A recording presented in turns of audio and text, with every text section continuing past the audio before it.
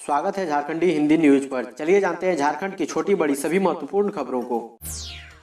बाबा वैद्यनाथ मंदिर में नहीं मिल रहा प्रवेश तो बाहर जलार्पण कर रहे श्रद्धालु। कोरोना की वजह से झारखंड के बाहर के बाबा वैद्यनाथ के भक्तों को भले ही राज्य सरकार ने देवघर के मंदिर में प्रवेश की अनुमति नहीं दी है, फिर भी बाबा के प्रति इनकी श्रद्धा में कोई कमी नहीं आ रही है। वे लगातार देवघर पहुंच रहे हैं और मुख्य द्वार से वैद्यनाथ मंदिर के पंचशूल का दर्शन कर बाहर ही बाबा को जल अर्पित कर रहे हैं। हर दिन बड़ी संख्या में बिहार के श्रद्धालुओं का जुटान बाबा नगरी में हो रहा है। वे बिहार के भागलपुर के सुल्तानगंज के उत्तर वाहिनी गंगा घाट से पवित्र गंगा जल लेकर बाबा नगरी आ रहे हैं। मलमास की दूसरी सोमवारी पर भी बाबा मंदिर के बाहर कुछ ऐसा ही दृश्य देखने को मिला।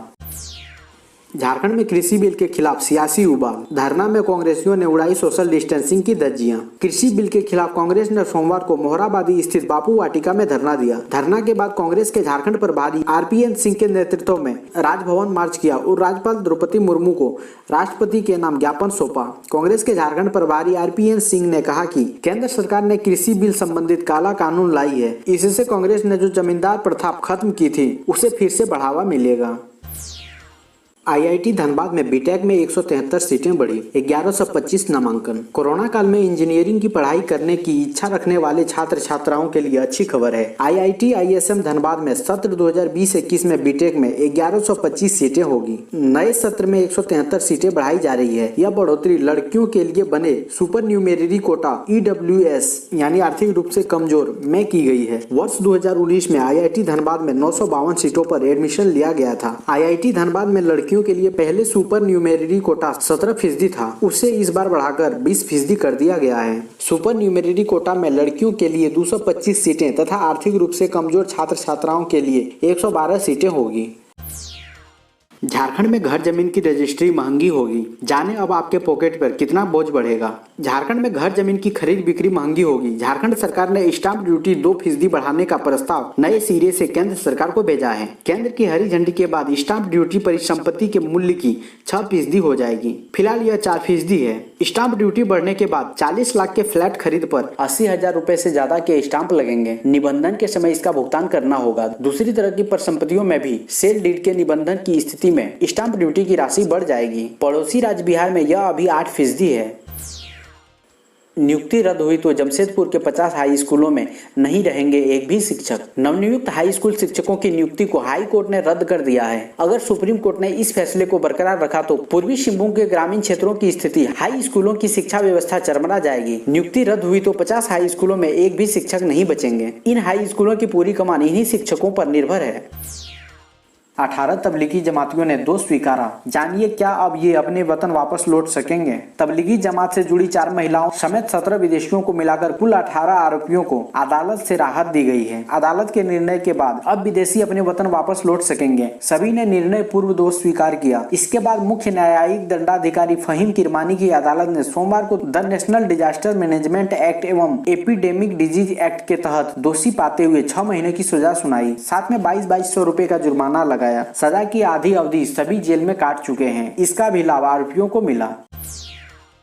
कोरोना काल में दिल को संभाल कर रखें, हार्ट अटैक का खतरा ज्यादा। कोरोना शरीर के कई अंगों के साथ साथ हृदय को भी कई तरह से प्रभावित कर रहा है। यही कारण है कि कोरोना से कुल मौतों में हार्ट अटैक की संख्या सबसे ज्यादा हो रही है। धनबाद में कोरोना से अब तक 62 लोगों ने दम तोड़ा है। विभागीय आंकड़ों की बात माने तो 62% संक्रमित मरीजों की मौत केवल हार्ट अटैक से हुई है। पीएमसीएच के मेडिसिन रोग विभाग के अध्यक्ष व कोविड सेंटर के नोडल पदाधिकारी डॉक्टर यूके ओझा ने कहा कि कोरोना सबसे ज्यादा फेफड़ों व हृदय को प्रभावित कर रहा है। यह वायरस उम्र और स्वास्थ्य के अनुसार किसी भी व्यक्ति को हल्के या मध्यम तरीके से प्रभावित कर रहा है। इससे हृदय रोगियों को अधिक गंभीर जटिलताओं के चलते खतरा बढ़ जाता है, जिसके चलते दिल में इंफेक्शन के खतरे के साथ ही हार्ट फेल होने की संभावना बढ़ जाती है। झामुमो को बिहार चुनाव के लिए मिला छड़ी चुनाव चिन्ह। भारत निर्वाचन आयोग ने झारखंड मुक्ति मोर्चा को बिहार में चुनाव के लिए छड़ी चुनाव चिन्ह आवंटित किया है। बता दें कि झामुमो का चुनाव चिन्ह तीर धनुष है, लेकिन बिहार में जदयू का चुनाव चिन्ह तीर होने के कारण झामुमो को वहां अलग चुनाव चिन्ह प्रदान किया गया है। झामुमो को बिहार में पहले चुनाव में भी अलग चुनाव चिन्ह मिला था। इसी तरह जदयू को झारखंड में हुए विधानसभा चुनाव में ट्रैक्टर चुनाव चिन्ह मिला था। 133 देशों को WHO से मिलेगी 400 रुपए से भी कम कीमत वाली कोविड-19 टेस्ट किट। विश्व स्वास्थ्य संगठन ने कोविड-19 संक्रमण का पता लगाने वाली एक ऐसी किट को स्वीकृत कर दिया है जिससे कुछ ही मिनटों में इसका पता लगाया जा सकेगा। इसकी कीमत $5 है। भारतीय रुपये में यदि इसकी कीमत की बात करें तो 400 रुपये से भी कम है। इसकी जानकारी खुद WHO के महानिदेशक टेड्रोस एडहेनोम घेब्रेयेसस ने दी है। उन्होंने कहा कि ऐसी करीब 12 करोड़ टेस्ट किट आने वाले 6 महीने के अंदर तैयार की जाएगी। इन टेस्ट किट को साझेदार संगठनों के साथ मिलाकर तैयार किया जाएगा। इन टेस्ट किट को 133 देशों में उपलब्ध कराया जाएगा। WHO का कहना है कि इस किट से निम्न व मध्य आय वाले देशों में टेस्ट का दायरा बढ़ाने में सफलता मिलेगी।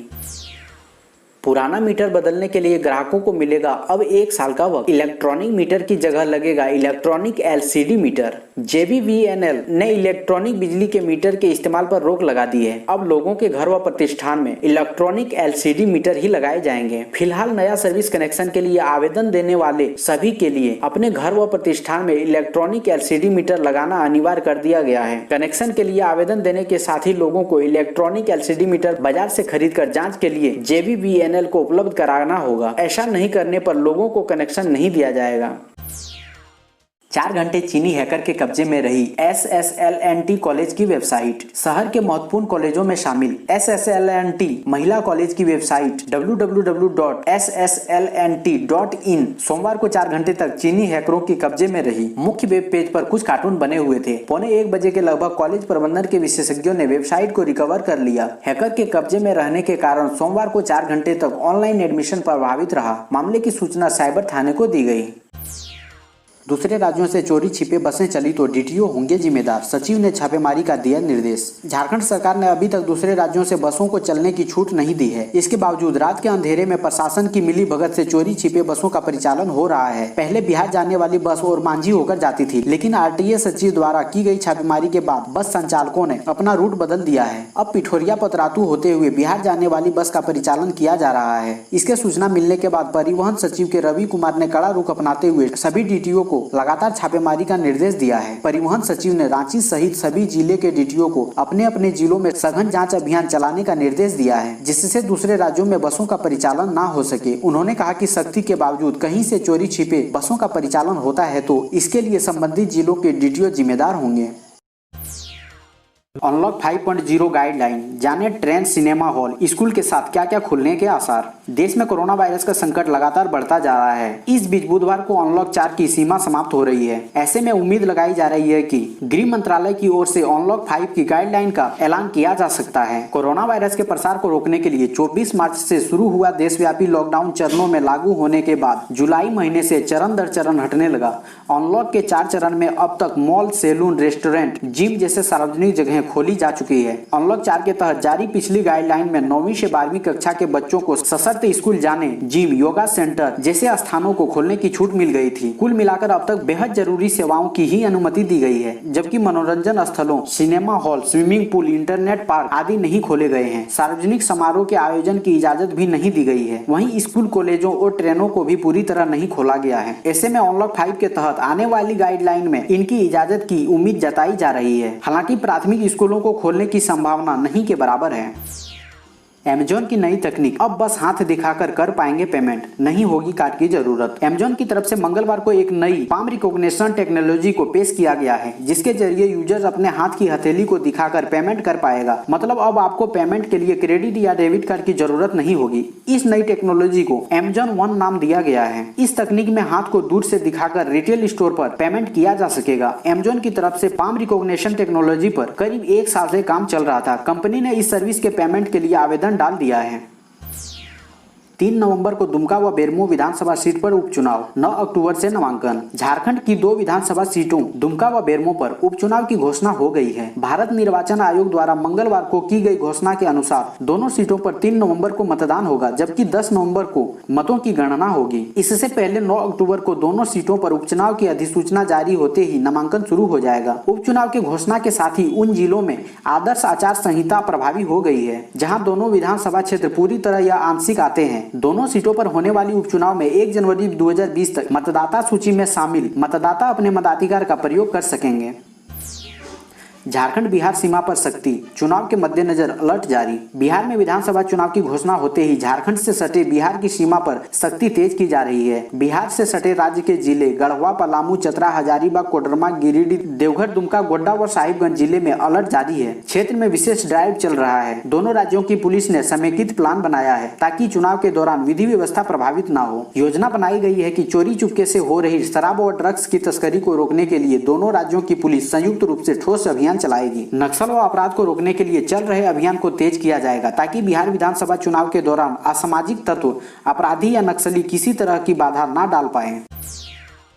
इन्वायरमेंट क्लियरेंस लिए बिना अपार्टमेंट बनाने वाले 22 बिल्डरों के प्रोजेक्ट पर लगी रोक, निगम ने जारी किया नोटिस। रांची में बहुमंजिला इमारत बनाने में नियम कानून की सरेआम धज्जियां उड़ाना आम बात है। शहर में बनने वाली बहुमंजिला भवन के लिए पर्यावरण स्वीकृति नहीं लेने के मामले में नेशनल ग्रीन ट्रिब्यूनल ने कड़ा रुख अख्तियार किया है। ट्रिब्यूनल ने राज्य सरकार को बिना इन्वायरमेंट क्लियरेंस के बने भवनों के निर्माण पर रोक लगाने का आदेश दिया है। इसके बाद नगर आयुक्त मुकेश कुमार के निर्देश के बाद शहर के 22 बहुमंजिला भवनों के निर्माण पर तत्काल रोक लगा दिया गया है। वैक्सीन की अतिरिक्त खुराक बनाएगी serum institute of India. Serum institute of India ने मंगलवार को बताया कि इसे bill and Melinda Gates foundation और गावी वैक्सीन अलायंस की ओर से $150 मिलियन का फंड भारत व अन्य निम्न आय वाले देशों के लिए वैक्सीन विकसित करने के लिए दिया गया है। दूसरी ओर विश्व स्वास्थ्य संगठन ने ऐलान किया है कि वह अग्रणी भागीदारों के साथ मिलकर निम्न व मध्यम आय वाले देशों की कोरोना जाँच में मदद करेगा। इसके लिए इन देशों को 12 करोड़ रैपिड जाँच किट देने की योजना तैयार की गई है। हालांकि अभी इस योजना के लिए फंड का उचित और पर्याप्त इंतजाम नहीं हो पाया है।